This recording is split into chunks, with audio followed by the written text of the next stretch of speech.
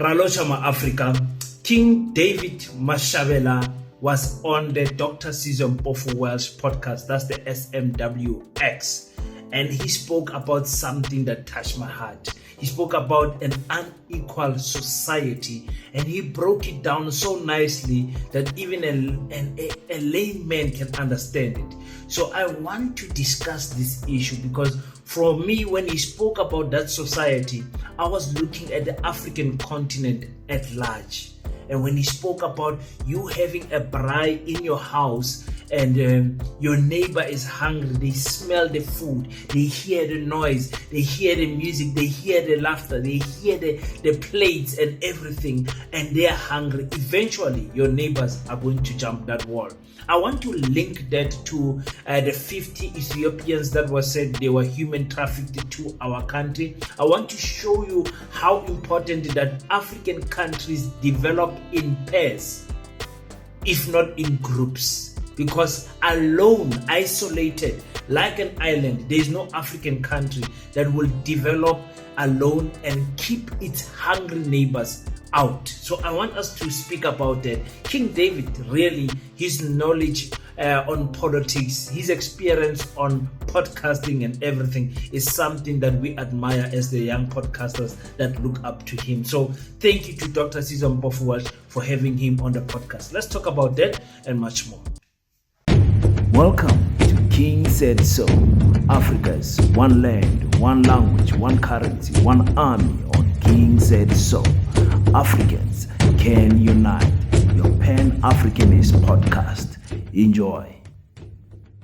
Peace in Pan-Africanism to all my African brothers and sisters from all around the world. Welcome back to King Said So. I'm your host, Kagiso Hlongwane Sono, and we're back at it again with another one. And this time around, I'm talking about King David Mashabela, who was a guest at the Dr. Season Pofu Welsh, and they were breaking down some interesting topics. Go and watch that entire interview. I'm just going to play a short clip for you guys. Go and watch that entire interview and subscribe to Dr. Season Pofu Welsh's podcast.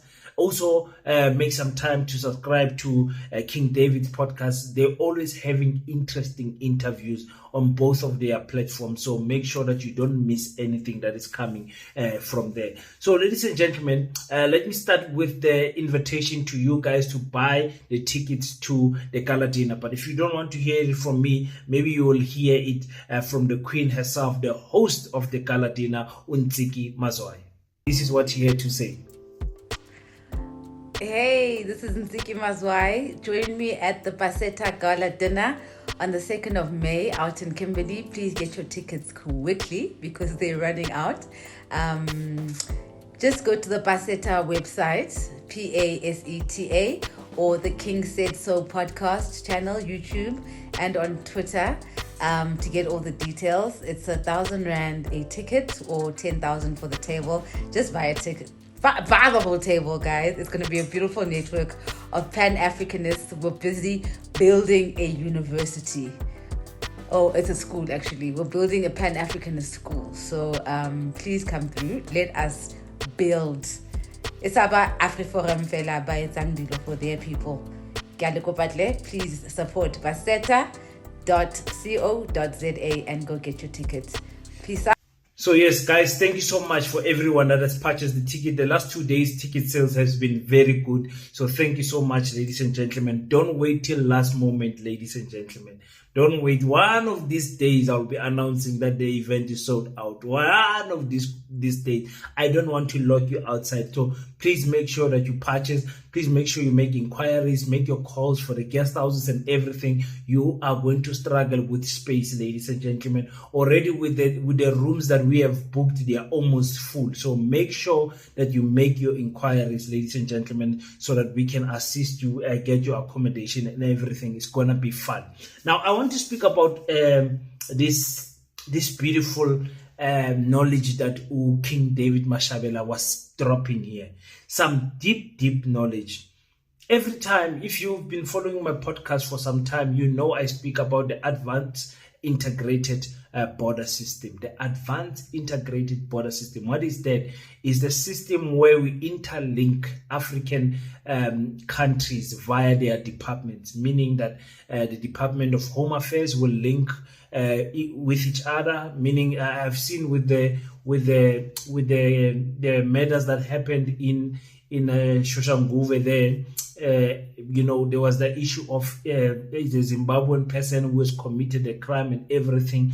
If we interlink our departments, police, home affairs, correctional service will be able to arrest and identify people just via their fingerprints alone. So it helps a lot in that regard. It helps a lot with sharing information. It helps a lot with a lot of things. If someone have committed a crime in 1997 in Zimbabwe as a teacher, maybe they fiddled around with a small child and they jumped the border and they want to become a teacher here in South Africa, that can red flag them because the systems will be integrated. But if that person comes here and then hides that information from a school that he's seeking employment from, you can just imagine what is going to happen if he recommits that crime again. So the integration of departments is very important for me, and I've explained it so many times. But King David says something very different, or he says it, he amplifies this thing that I'm talking about when he talks about the unequal society and how difficult it is to manage an unequal society. Now he's talking about a society. Now I'm thinking in the broader terms of an unequal country. Now I want you guys to listen to King David, because there's no way you can manage an unequal society successfully for a long duration of time. King David, take us away with these thoughts of yours of an unequal society. An unequal society is a difficult society to manage. The socioeconomic effects of an unequal society are ridiculous. You cannot throw a braai in your home, which is doing well, you're hosting friends, there's laughter, it's nice. Your neighbor hasn't eaten in a long, long time. Yeah. They can hear your laughter, they can hear your music, they can smell your food. And you expect them to do absolutely nothing about it? Not for long. Even Johan Rupert, and I hate quoting people like Johan Rupert, he says it's difficult to be rich in a poor country. Yeah. You can't even enjoy your own money. One of the things you fix with a society, amongst many, is make sure that the people who live here actually enjoy this life experience.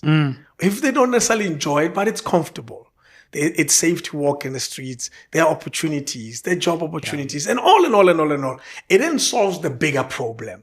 It solves the problem of innovation, new ideas. It solves the problem of entrepreneurship.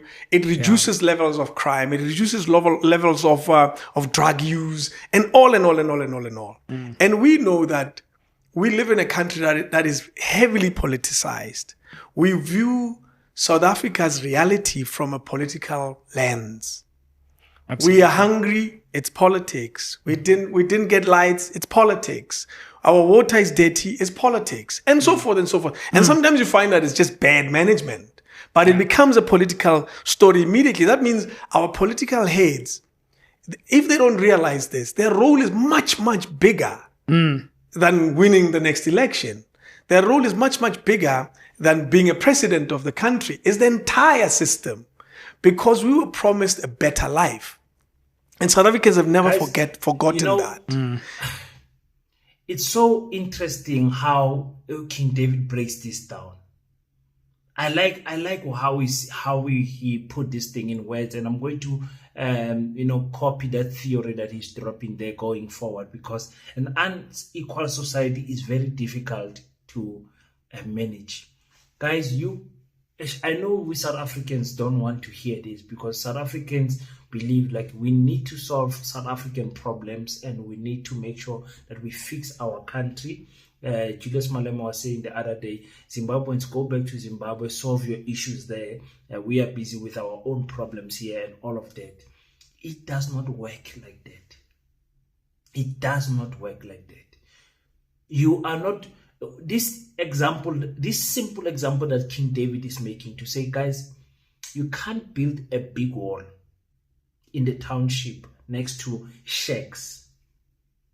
Build a big fence, electric fencing at the top, and then you make a braai. You amongst that poverty where you are, and you expect the people from next door to hear the music, the piano playing, hear the people eating. Literally, they can smell the braai, and you are braaiing lamb on top of that. And then you are eating all of this nice food. All of these big cars are coming in your yard. The people are looking with the windows. They are looking at how you are enjoying life, and you expect that one day hunger is not going to lead the mind to blunder. You cannot expect that, ladies and gentlemen. It's unfair to expect a hungry person to think logically. Crime is on the road. It's on the road. It's coming. It's coming. There's no way. That is why I believe in African unity. That's why they have shown us there in the western part of Africa with Burkina Faso, Mali, and Niger that if you unite, the burden becomes less. The burden becomes less. I'm not saying South Africans must unite with Nigeria. Nigeria is far from us. Nigeria is far from us. They need to solve their issues there and unite the west of Africa. The east of Africa must unite. Central Africa must unite. SADC must unite. And remember, the advantage that we have in South Africa is that the countries next to us, they don't have a big population, except of course for Mozambique and Zimbabwe. But Swaziland is like another province of South Africa. Lesotho is like another province of South Africa. Botswana is like another province of South Africa. Namibia is like another all of them, they don't have 2 million, 2.5 or 3 million people in their country. Very small population. We can integrate those countries into the South African system. Use one currency, use one passport, use one, everything, because those are our countries. In fact, with those countries, it's easier because they even speak our languages. It's easier. There is a little bit of Shona there in Limpopo, but not so much like Swati people. And when we talk about Lesotho people, when we talk about Botswana people, and all that, so we can make it work.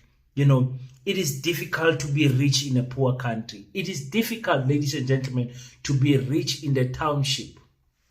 You can't enjoy your money. That old saying that says, the poor don't sleep because they are hungry, and the rich don't sleep because the poor are awake. That saying is so much powerful. I hope somebody can catch it. Let me repeat it for you. The poor don't sleep because they are hungry, and the rich don't sleep because the poor are awake. Awake doing what? Committing crime. Trying to get to a place where they can steal something and go and sell it so that they can eat. Because how do you eat how do you sleep with an empty stomach?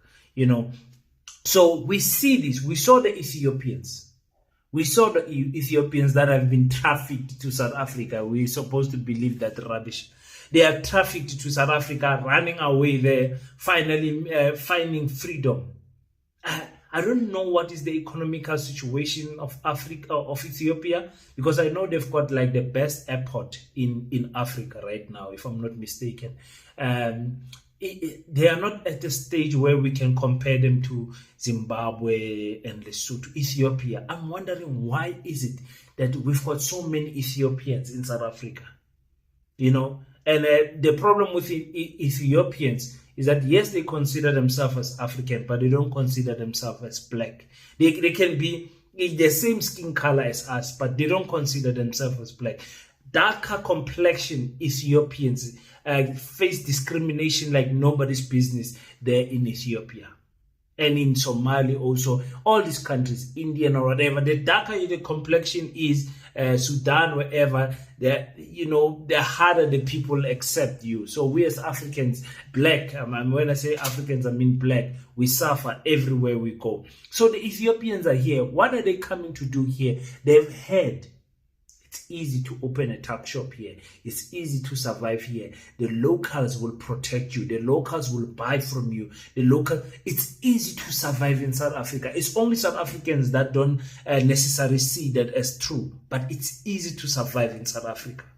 So that is what is happening right now. They are going to come here. And what King David said there in closing, he said, we view South African realities through a political lens. I'm having that problem when I'm speaking to people, is that the only lens they know how to view South Africa is the political one.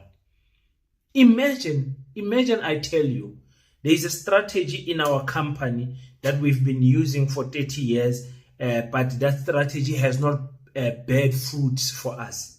It has not worked for us, this strategy. It has not worked. Let me try to simplify it more. You go into a boxing club, and in that boxing club, there is a coach is coaching with a specific style.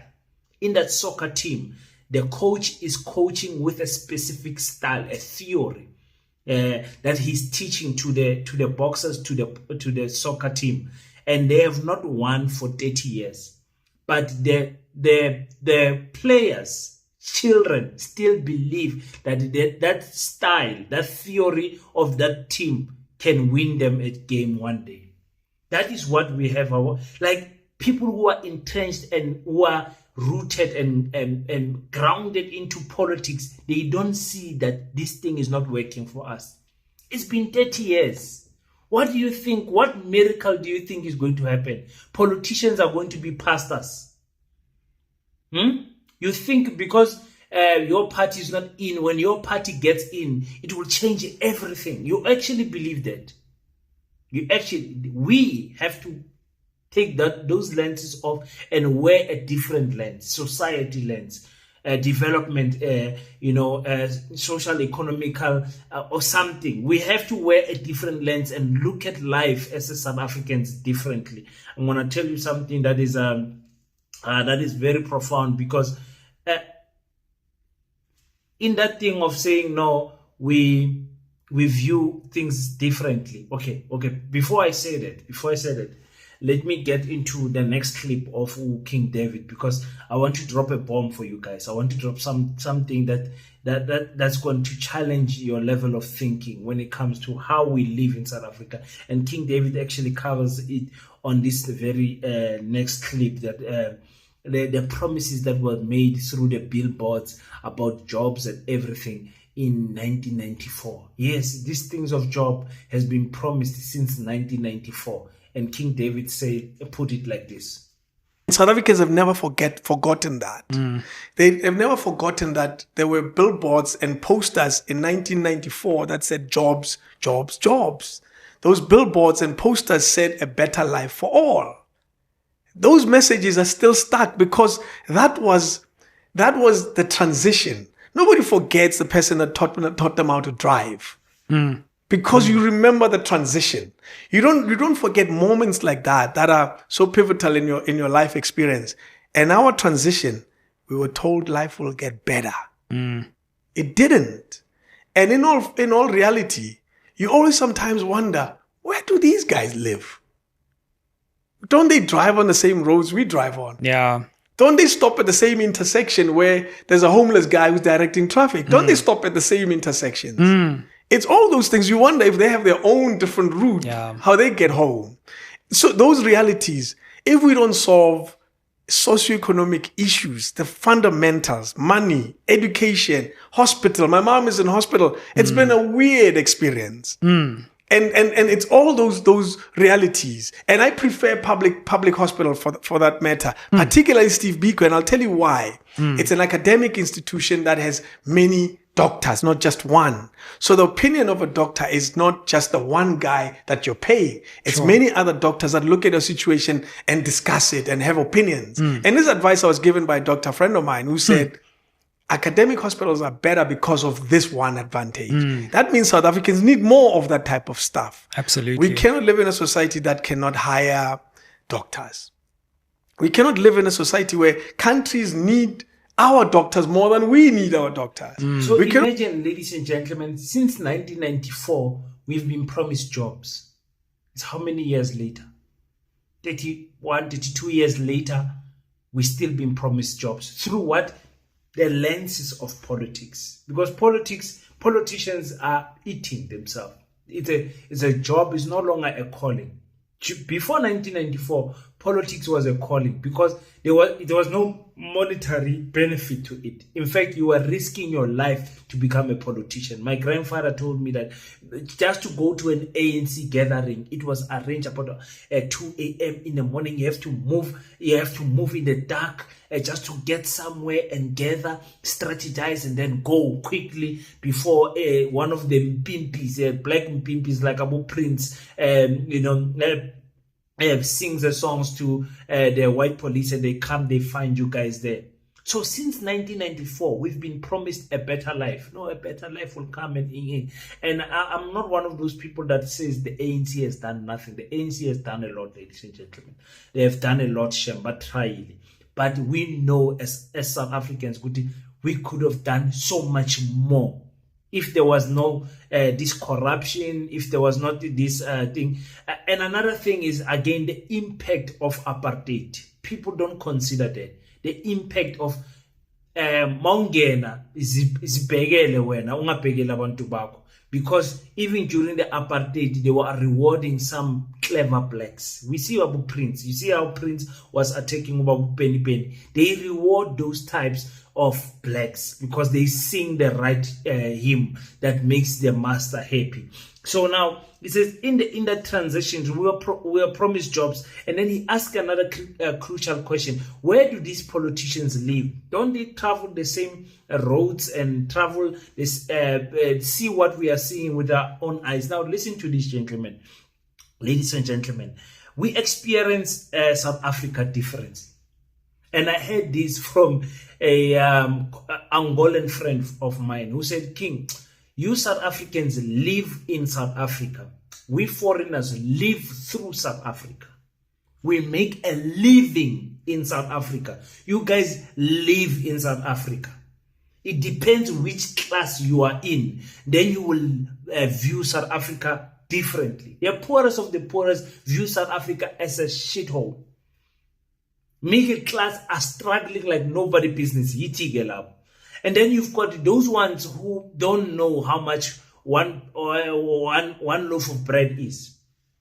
They don't know. They just swipe. They never go to the shop to just buy bread alone. They are always swiping it with other things. They don't know the price. Those people are making a living in South Africa, so they view South Africa differently from the people who live in South Africa.